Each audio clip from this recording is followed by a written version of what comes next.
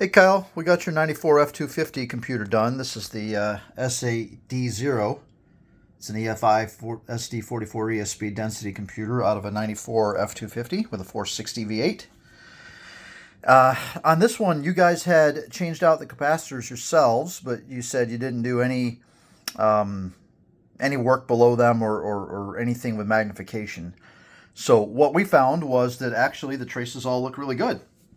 The board doesn't have much damage, and you did a pretty good job of putting the capacitors in with your electronics experience, but you didn't put the right value in. So all three of these capacitors were the same value, and that's not the way this is supposed to be. This one here should have been a different value, so we installed the correct value, we think, and that should get you going.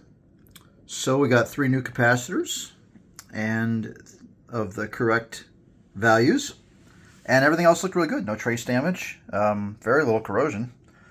So we think that this computer is actually going to have a pretty positive benefit, and we're hoping that your problem was just the wrong capacitor value. And of course, it could also be that the computer was never the problem as well, so be aware of that. So on the bench, we're going to give it a quick test. It's got 5 volts on the regulator. Check engine light comes on. Fuel pump should run for 1 second when we turn the key on, and it does.